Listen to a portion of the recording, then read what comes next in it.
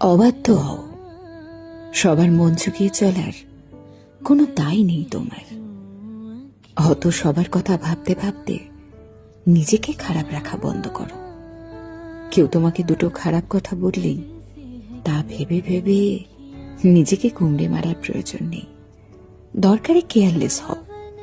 প্রয়োজন নেই প্রতিবার তোমারই সবটা ঠিক করে নেওয়ার চেষ্টা করার।